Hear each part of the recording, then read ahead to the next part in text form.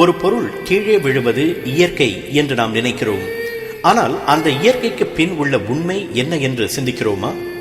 ஒருவர் சிந்தித்தார். அதன் மூலம்தான் புவியின் ஈர்ப்பு சக்தி பற்றி உலகம் தெரிந்து கொண்டது. அந்த மாபெரும் கண்டுபிடிப்பை செய்தவர் இங்கிலாந்து தேசம் உலகுக்கு தந்த தன்னிகரற்ற விஞ்ஞானி சர் ஐசக் நியூட்டன்.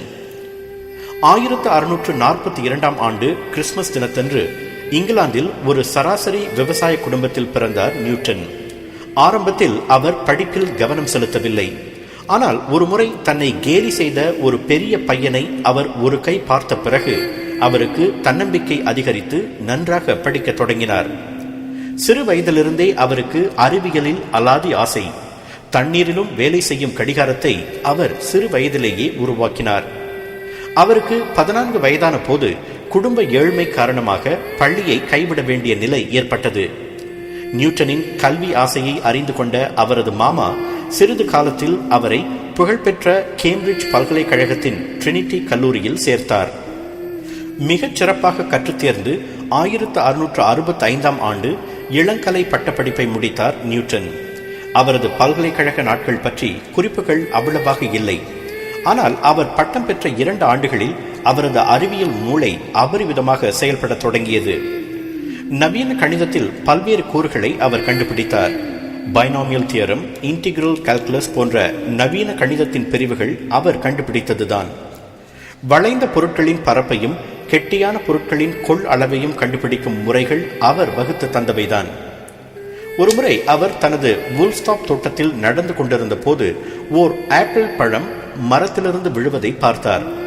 நியூட்டனுக்கு முன் தோன்றி மறைந்த மானிடர் அனைவரும் தங்கள் காலகட்டத்தில் பார்த்திருக்கக்கூடிய ஒரு காட்சிதான் அது. ஆனால் அதனை இயற்கை என்று எண்ணி விட்டுவிடாமல் அதை பற்றி சிந்தித்தார். ஏதோ ஒரு கண்ணுக்கு தெரியாத சக்திதான் ஆப்பிள் பழத்தை புவியை நோக்கி விழச் செய்கிறது என்று ஊகித்தார் நியூட்டன். அவர் நினைத்தது சரிதான். உலகில் புவி ஈர்ப்பு என்ற சக்தி இருப்பதால் தான் எல்லா பொருள்களும் கீழே விழுகின்றன, நாமும் மிதக்காமல் நடக்கிறோம் என்பது இப்போது நாம் அறிந்த உண்மை. அதனை கண்டுபிடித்து சொன்னதுதான் நியூட்டனின் மகத்தான சாதனை. 1667 ஆண்டு மீண்டும் கேம்பிரிட்ஜ் பல்கலைக்கழகத்திற்கு திரும்பினார் நியூட்டன். ட்ரினிட்டி கல்லூரியில் அவருக்கு கௌரவ பொறுப்பு வழங்கப்பட்டது. அடுத்த சில ஆண்டுகளை அவர் முழுக்க பல்வேறு ஆராய்ச்சிகளில் செலவிட்டார். ஒளியின் தன்மை பற்றி ஆழமாக ஆராய்ந்ததோடு தொலைநோக்கிகளை உருவாக்குவதிலும் கவனம் செலுத்தினார். ஓராண்டில் அவர் ஒரு தொலைநோக்கியை உருவாக்கினார். அதன் மூலம் ஜூபிட்டர் கோளின் நிலவுகளை அவரால் பார்க்க முடிந்தது. இன்றைய நவீன பலம் பொருந்திய தொலைநோக்கிகள் கூட நியூட்டனின் அந்த முதல் தொலைநோக்கியின் அடிப்படையில் தான் அமைந்திருக்கின்றன. 1669 ஆண்டு ட்ரினிட்டி கல்லூரியின் கணக்கியல் பேராசிரியராக நியூட்டன் பொறுப்பேற்றார். அதன்பின் பிரசித்தி பெற்ற ராயல் சொசைட்டியில் அவர் உறுப்பினராக சேர்த்துக் கொள்ளப்பட்டார். பிரிசம் எனப்படும் முக்கோணத்தில் ஒளி விழும்போது ஏற்படும் விளைவுகளை அவர் கண்டறிந்தார். ஒருமுறை வண்ணங்களை பற்றி ஆராய்ச்சி செய்ய அவர் ஒரு கண்ணை மூடிக்கொண்டு மறு கண்ணால் சூரியனை பார்த்து கொண்டே இருந்தார். திடீரென்று வண்ணங்கள் மாறத் தொடங்கின. ஆனால் அந்த கண்ணில் பாதிப்பு ஏற்பட்டது. அதன் பலனாக அவர் பல நாட்கள் இருட்டறையில் இருந்து கண்களின் முன் மிதந்த புள்ளிகளை அகற்ற வேண்டியிருந்தது. ஒளியின் இமிஷன் கோட்பாடு நியூட்டன் வகுத்து தந்ததுதான். வெகு தொலைவில் உள்ள ஓர் ஒளிரும் பொருளிலிருந்து வெளியாகும் துகள்கள் பரவெளியில் வினாடிக்கு 190,000 மைல் வேகத்தில் விரைந்து வருவதுதான் ஒளியாக நமக்கு தெரிகிறது என்பதுதான் அந்த கோட்பாடு. நியூட்டன் நிறைய அறிவு செல்வத்தை சேர்த்து வைத்திருப்பதை உணர்ந்த அவரது நண்பர் ஹேலி அவற்றையெல்லாம் புத்தகமாக வெளியிட நியூட்டனுக்கு ஊக்கமூட்டினார்.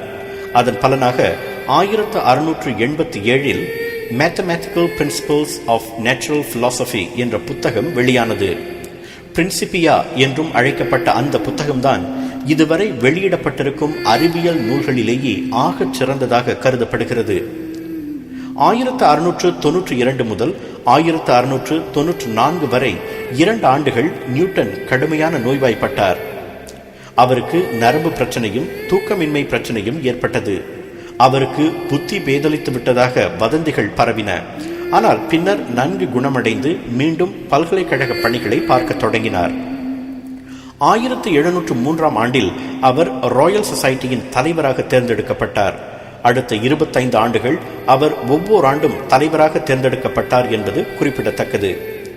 1705 ஆண்டு இங்கிலாந்தின் ஆன் ராணி கேம்பிரிட்ஜ் பல்கலைக்கழகத்திற்கு வருகை மேற்கொண்ட போது நியூட்டனுக்கு சர் பட்டம் வழங்கி சிறப்பித்தார். இங்கிலாந்தின் ஆகச் சிறந்த விஞ்ஞானியாக இன்றும் கருதப்படும் சர் ஐசக் நியூட்டன் நோய்வாய்ப்பட்டு 1727 ஆண்டு மார்ச் 20 காலமானார். லண்டனின் புகழ்பெற்ற வெஸ்ட்மின்ஸ்டர் அபியில் அவர் அடக்கம் செய்யப்பட்டார். நியூட்டனுக்கு பலர் அஞ்சலி செலுத்தினாலும் போப் எழுதிய அஞ்சலி மிக ஆழமானது. இயற்கையும் அதன் விதிகளும் இருளில் கிடந்தன. கடவுள் நியூட்டன் பிறக்கட்டும் என்றார், ஒளி பிறந்தது. இந்த வாசகம் நியூட்டன் பிறந்த அறையில் இன்றும் பொறிக்கப்பட்டிருக்கிறது. நியூட்டன் பிறவியிலேயே ஒரு மேதை. அதனால்தான் அவரால் இயற்கையின் விதிகளை கண்டறிந்து சொல்ல முடிந்தது, இரவா புகழும் பெற முடிந்தது என்று நீங்கள் நினைக்கலாம். அது ஓரளவுக்கு உண்மைதான். ஆனால் அந்த பிறவி மேதைக்கு கூட தன்னம்பிக்கையும் விடாமுயற்சியும் தான் தூண்களாக இருந்தன.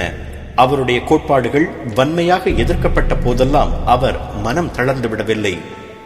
உங்களுக்கும் தன்னம்பிக்கை, விடாமுயற்சி ஆகிய இரண்டும் தூண்களாக இருந்தால் நிச்சயம் அந்த வானம் வசப்படும்.